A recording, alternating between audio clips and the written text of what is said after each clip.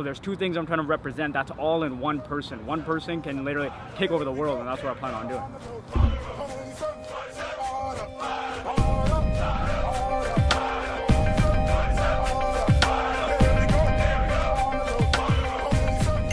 The biggest thing was I was out training in Montreal and then training around 135ers and 125ers. Man, these guys, once you get to like the UFC level, once you get to a higher level, cutting a lot of weight. They're cutting anywhere from 160 down to 135. Where I'm walking into the cage around 140, 142, and where that kind of averaged out was a 125 weight class. Even though I haven't been 125 since grade 8, I knew if I just got disciplined on my eating, that was one of my biggest things. I knew my training was good, everything was good. But if I could just tweak those little things about my eating, I could easily make it down, and that's exactly what's happened. I'm kind of slowly transitioning my way down, trying to get the feel of it and everything, and I think 125 is going to be my new home now.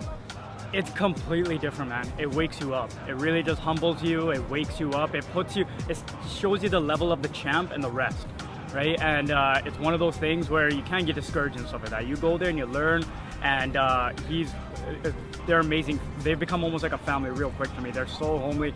Matt Humes is always in touch, and Demetrius is always keeping in touch. Even when my fight just fell out the other day, he was at UFC 189 in Vegas, and he messaged me in the middle of the main event and say, yo, how did your fight go? Like, to care that much, like, he didn't even have to think of me, but it goes to show, like, you know, the camaraderie. As soon as he knew I was fighting next Saturday, he messaged me right away. He's like, get down here, get in your last sparring over here. He first got to message me right after. And it's just training with that guy. It makes everything else seem easier. That's the thing. It's like, you know, your hardest fight should be in training. My last two fights, the guys felt so slow after I've been just seeing this guy angling around me, taking me down, picking me up, and all this stuff like that. And you guys saw some of the stuff on the countdown. It's just, they had to slow the camera down in order to catch what was really going on. Well, I always kind of hear that talk, right? The thing is, I come in here with no background. These guys always have some sort of wrestling background or something like that. So right away, they'll put them on a pedestal that he's a wrestler facing, like, you know, just a mixed martial artist. The biggest thing for me is I train in the presence of fear, right? So I made myself believe that he was much better than me. That's what made me make the treks down to Washington. That's what made me take naps on the side of the highway between the I-5 and here, sitting in border lineups. I didn't need to do that if I thought I was already good enough to beat this guy, right? So that's the way I approach every training camp. Even this next one, I got one extra week now to train. I'm putting in my work. I'm putting in my work that this guy somehow will become even a bigger monster over the 1 week more that we have. And that's what I do. I make these guys, I hype them up to myself. I make them monsters, so when I get in there, this guy was just, I caught his kick, took him down, pounded him out in 3 minutes, right? His last fight went all 3 rounds. But that's because I trained with the best guys, because I felt he was always that much better. And that's the way I've always approached training.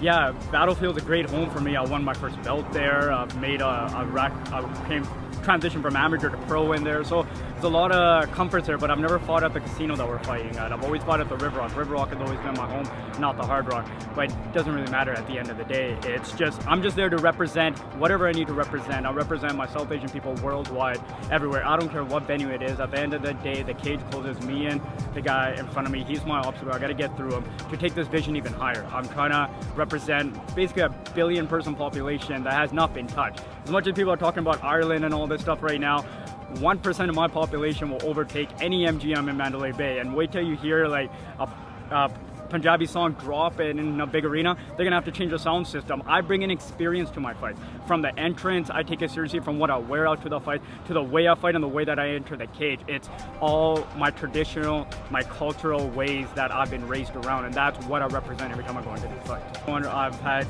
5 finishes, five first round finishes. Yeah, I'll be 8-1. I see the flyweight division of the UFC.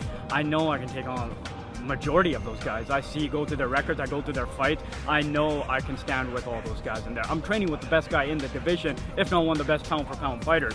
And another one is the 135 1FC champ, who's my head coach, Viviano Fernandez, my mentor. When I'm around the 2 fastest guys in the world in the 2 different weight classes, and knowing that every day I'm getting better around the hardest dudes, I'm ready for the next step. I'm gonna get a highlight finish on this next one. I'm gonna send it off to Sean Shelby, and hopefully these guys wake up, man, and like let them know that there is a huge market sitting there waiting for them. And I'm here to represent it. I'm here to talk business. I'm here to do the thing. I'm here to do whatever I need to do to represent what I need to do. It kind of refuels me. It refuels me because this is where it started.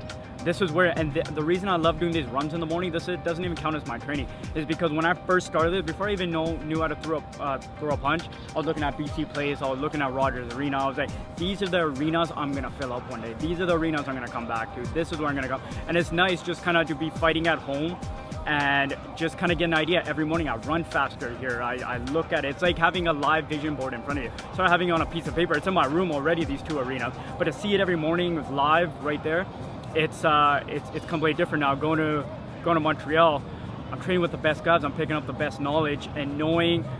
You have to wake yourself up and you got to remind you of your vision. Everybody has something. Everybody has something they want to represent. It depends on how deep it goes. Mine, I've been at this for 8 years now, and it has never changed. Every morning, I already know what work I got to put on. There's been a lot of ups and downs, a lot of downs that people will never know about, and I just have to keep believing in the vision. Surround myself with a good circle. My circle has become very small over the years, and I'm very grateful of that. That's one of my biggest things. They keep me empowered. They keep me strong. And that, I think, is a formula to success to the top, is to figure out who's with you, surround yourself with those people, work hard work, dedication. Two biggest things that have got me this far through anything I've gone through. And I just want to represent Vancouver. I want to represent the South Asian people worldwide. I want to represent the flag of India and Canada put together, because I'm born here, but my parents are from India. So there's two things I'm trying to represent. That's all in one person. One person can literally take over the world, and that's what I plan on doing.